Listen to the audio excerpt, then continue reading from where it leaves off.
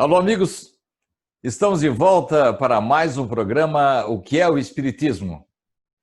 Contando mais uma vez com a presença do amigo de Matão, Orson Carrara, que está demorando para responder a minha pergunta, Orson.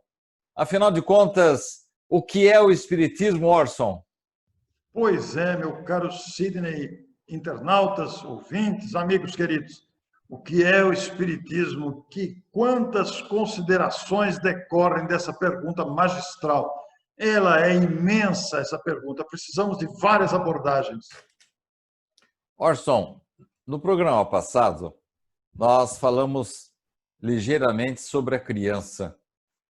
Eu gostaria que você recordasse para nós algumas considerações, principalmente aquela final que você nos fez, quando eu lhe indaguei por que devemos investir na educação religiosa da criança, seja ela denominada de evangelização, educação infantil, educação espírita infantil, como você muito bem disse, não importa o nome, mas sim que as casas espíritas não releguem para plano secundário essa preocupação que deve existir no trato com a criança. E eu repito uma pergunta, porque eu acho de valor fundamental, Orson. Quando eu lhe indaguei por que devemos aproveitar esse momento da criança. Será que é por causa daquela velha expressão dos nossos avós, que de menino que se torce o pepino? Essa lembrada frase, né, Sidney, dos nossos avós, ela cabe bem no contexto, né? Porque a criança, na fase primeira da vida, ela é maleável às informações, à educação recebida dos pais. Então, se você imaginar que é em casa que os pais corrigem as imperfeições que vão sendo notadas na criança, como a rebeldia, possíveis tendências egoístas ou possíveis tendências que não condizem com a dignidade humana, em casa nós vamos corrigindo os filhos, vamos ensinando eles a se comportarem, a terem respeito, a serem dignos, a se comportarem com educação. E levando-os para as aulas da educação espírita ou da evangelização espírita infantil, como dissemos secundariamente o nome, mas é lá que as formações do evangelho, as informações doutrinárias do espiritismo serão semeadas no coração infantil. Tarefa que também não pode ser delegada apenas ao centro. Nada impede, aliás, é recomendável que os pais em casa conversem com os filhos sobre a realidade apresentada pelo Espiritismo. Eu sempre tenho dito, viu, Sidney, que nós devemos falar abertamente com as crianças sobre morte, sobre imortalidade, sobre comunicação de espíritos, sobre a grandeza de Deus, sobre mediunidade. Devemos constantemente reforçar e falar em casa aquilo que a criança usa no centro espírita, aquilo que ela ouve lá, porque haverá uma identificação que formará essa consciência doutrinária evangélica da criança. Por outro lado, se você pensar na moderna pedagogia, nós vamos ver a importância do lúdico, a encenação, o teatro, a música, as artes em geral. Eu tenho viva na lembrança, estão aqui vivas nas minhas memórias, o uso das musiquinhas que eu cantava no meu tempo de evangelização infantil. Naquele tempo não tínhamos os recursos que temos tecnológicos que temos hoje de projeção de imagens com movimento, não tínhamos nada disso. Naquele tempo eram cartazes improvisados, cartazes preparados com a boa vontade dos professores que se desdobravam, mas hoje os nossos educadores, eles têm à disposição um vasto material didático, colorido, em movimento, com sons, com possibilidades imensas. Tudo isso é assimilado pela criança. Os ensinos de Jesus, as parábolas, as lembranças carinhosas das curas, do socorro, do amor ao semelhante, devem ser semeados. E, ao mesmo tempo, os pais em casa falarão abertamente dessas questões. Por isso, é muito importante que o pai e a mãe não levem a criança ao centro, mas vão junto com a criança ao centro, porque o centro vai oferecer atividade para a criança e para os adultos. Então, lá eles chegam, cada um vai para a sua atividade. A criança vai notar que o pai e a mãe têm interesse também na atividade espírita, que o pai e a mãe também participam das atividades, que o pai e a mãe comentam sobre o que o centro faz, ou deixou de fazer. Eu, por exemplo, lembrando a minha infância, a minha memória viva, apenas para citar uma memória, eu me lembro perfeitamente quando aquela caminhonete velha de uma das pessoas integrantes do centro saía pela rua arrecadando arroz, feijão, farinha, açúcar. Fazíamos aquelas coletas de alimento que depois eram separados em sacos, aqueles sacos de trigo, aqueles sacos brancos com os alimentos dentro, que depois eram levados em locais pobres da cidade e entregues para as pessoas. Isso marcou profundamente a minha infância. Eu era um menino de 6 anos, eu me lembro perfeitamente disso. Então, vejam, isso marcou a necessidade do socorro ao semelhante, a importância de olhar a miséria, a carência e de nos envolvermos com essa atividade. As crianças vão observando isso e vão desenvolvendo o senso da compaixão, do desejo de servir, de amar o semelhante, coisas que os pais devem participar e o centro deve promover. É claro que hoje é muito diferente daquele tempo. Hoje, a arrecadação, a distribuição, o atendimento às pessoas carentes, o exercício, a prática das virtudes, tem outra conotação pedagógica, mas o efeito é o mesmo. Nós vivemos outros tempos hoje, mas o efeito é o mesmo. A criança precisa estar entrosada e ver que os pais também participam, que os pais valorizam, então ela aprende a valorizar. Isto é uma assimilação pedagógica daqueles que transmitem o ensino, os pais, os professores, que a criança assimila pelo exemplo, muito mais do que pelas palavras. Orson, com o jovem já é um pouco diferente, né? Eu tenho acompanhado o movimento jovem de irmãos evangélicos, católicos, espíritas. Raramente acontece o que aconteceu com você e comigo. Sim. Sermos colocados nos primeiros bancos da educação infantil da criança e depois prosseguirmos na juventude e depois na maturidade. E hoje somos dirigentes de centros espíritas. Esse é um fenômeno não apenas no meio espírita, mas um fenômeno geral, um certo desinteresse. Parece que o canto das sereias do mundo desvia o jovem do interesse. Então existe assim uma interrupção. Enquanto a criança está sob os nossos cuidados, ela até comparece, como aconteceu com todos os meus filhos. Depois eles se afastam um bocadinho. E lá na frente, quando precisam do centro, eles tornam se aproximar. Qual seria a melhor maneira, Orson, de minimizarmos esse desinteresse e tornarmos o centro espírita, e a sua receita provavelmente se aplicará a outros grupamentos de juventude? Qual será a melhor maneira de nós motivarmos efetivamente o jovem para que ele, no limiar da puberdade, receba aquele estímulo e possa prosseguir no seu trabalho, no seu aprendizado, e depois dar continuidade a ele, tornando-se efetivamente os seguidores, os sucessores dos atuais adultos no centro espírita? Sidney, eu gostei muito da sua pergunta, a introdução que você incluiu nela, porque eu e você, para citar nós dois que estamos aparecendo no vídeo aqui, eu e você somos frutos da evangelização infantil e da mocidade espírita. Eu tive o meu encaminhamento seguro dos pais na minha infância toda, me tornei um jovem bastante atuante, a minha adolescência e juventude foram bastante atuantes no movimento espírita, e eu não tive esse intervalo que hoje se observa. Porque a vida, como mudou muito, as crianças se tornam adolescentes, são atraídas para outras motivações e depois saem para a universidade, se ausentam da cidade e perdem o contato. Mas você disse bem, as sementes semeadas na infância, no coração da infância, elas vão frutificar mais tarde.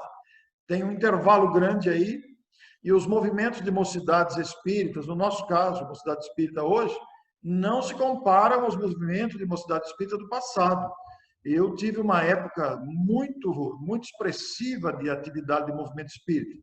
E hoje nós vemos um certo acanhamento. Mas a receita, para a sua pergunta, a receita que pode ser aplicada atualmente, com o cenário atual que nós vivemos na sociedade e no movimento espírita, não é uma receita pronta, naturalmente, não existe a receita pronta, não é uma receita que talvez sirva para todos os grupos, mas o grande segredo para manter a criança no centro, quando ela vai adolescendo, vamos dizer assim, entre aspas, quando ela começa a entrar na adolescência, vai se tornando um jovenzinho e adentra a adolescência para permanecer no centro, é realmente tarefa dos dirigentes.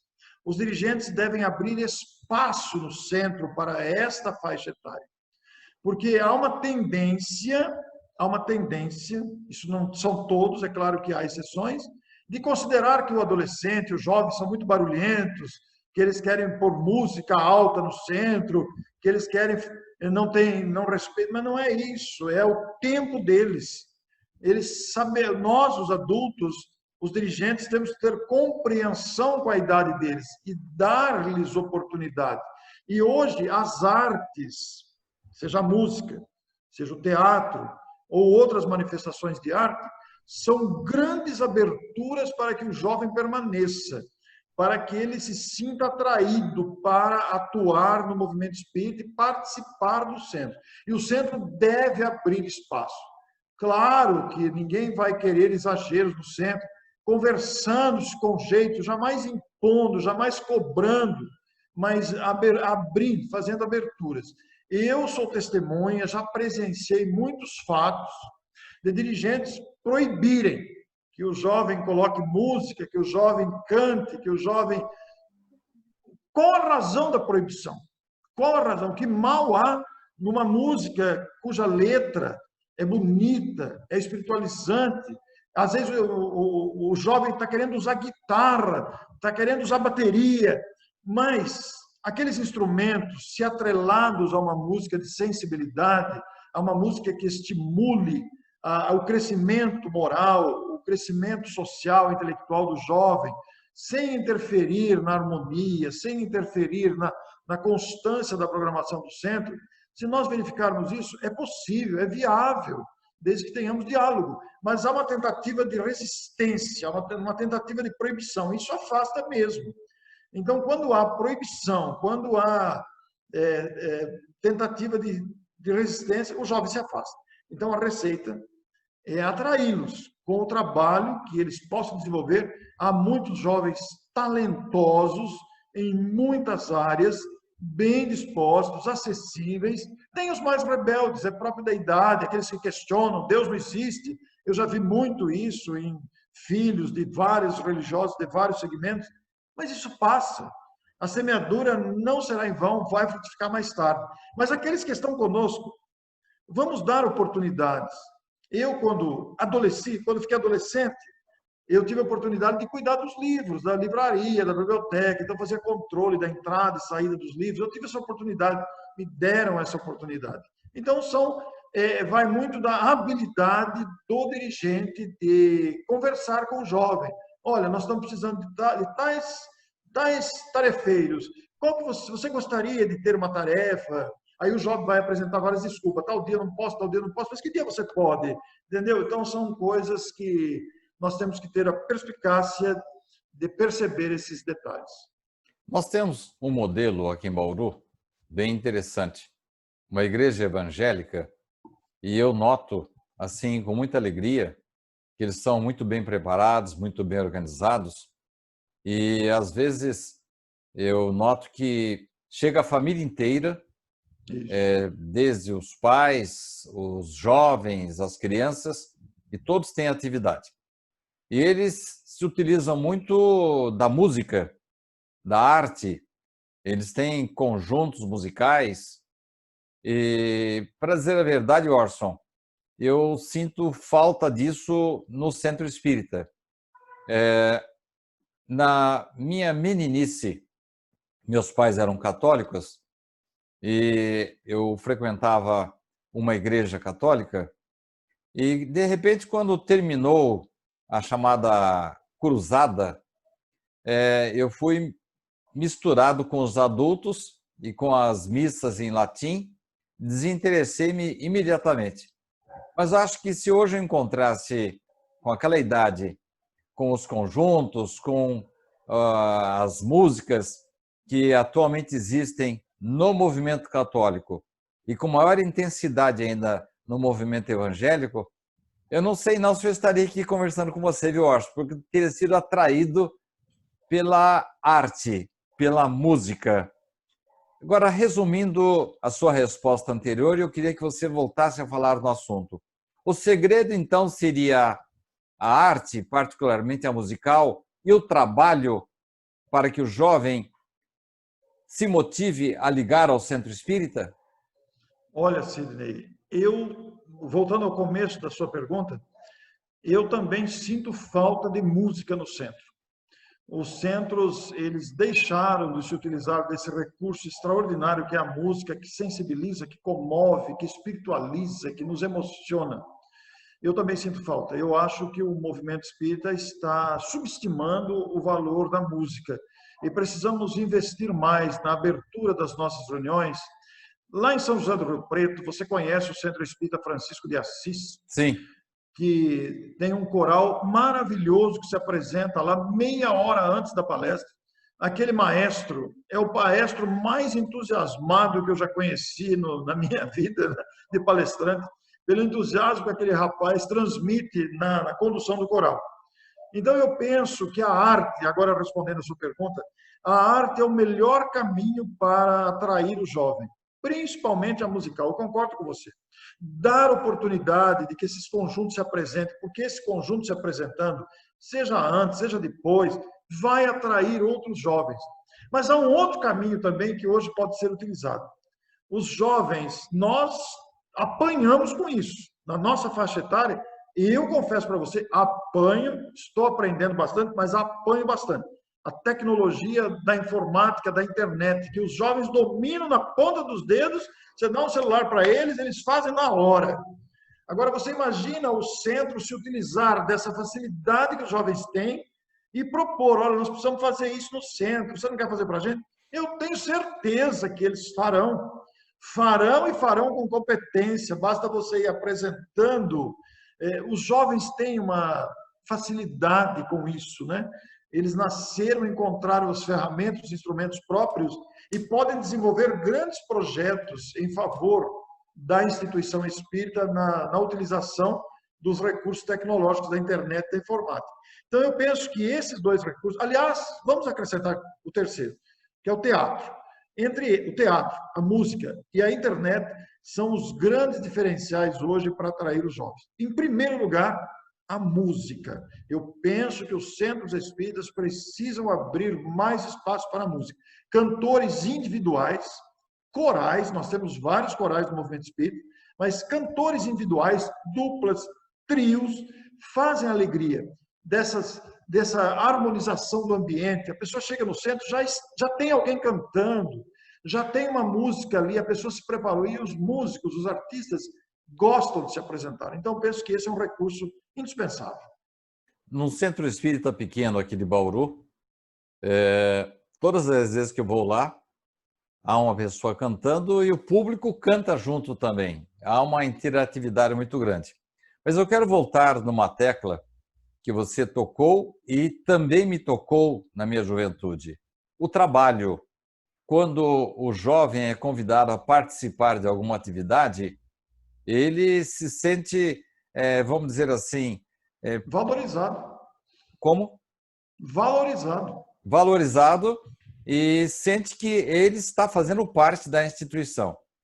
Eu, assim, muito jovem, eu fui nomeado presidente da pré-mocidade espírita. E eu tinha por incumbência, a cada domingo, ler uma página de Hilário Silva, que me marcaram por toda a vida. Eu passava muito mal com isso, né? Mas foi o meu batismo de fogo para adentrar as hostes espíritas. E você trabalhando com os livros, você não acha que quando você oferece uma oportunidade de trabalho para o jovem, esse é um ponto marcante para que ele se integre efetivamente na casa espírita? Por favor, Sidney, houve um barulho externo aqui na rua. Repita o finalzinho da sua pergunta. Você não acha, Orson, que dando ao jovem a oportunidade de trabalho é uma preciosa, pelo menos funcionou com você e comigo, né? Sim. São preciosas oportunidades de integração à casa espírita? Perfeitamente, Sidney. Você não conheceu, mas eu tive um tio desencarnado há muitos anos, há décadas já. Em 1982, ele desencarnou num acidente automobilístico com 55 anos e que exerceu uma influência muito grande na minha formação doutrinária, na minha atuação no centro. Além dos meus pais espíritas, que muito me incentivaram, me ensinaram, me motivaram, esse irmão do meu pai, Pedro Carrara, exerceu uma influência fundamental no meu entusiasmo para a prática espírita. E ele dizia que 3 devem ser os nossos objetivos como trabalhadores do movimento espírita: a atenção para a criança, o estudo doutrinário e a integração do jovem no centro espírita.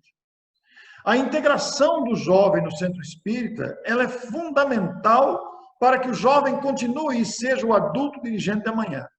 E a integração vem através desses convites que você citou.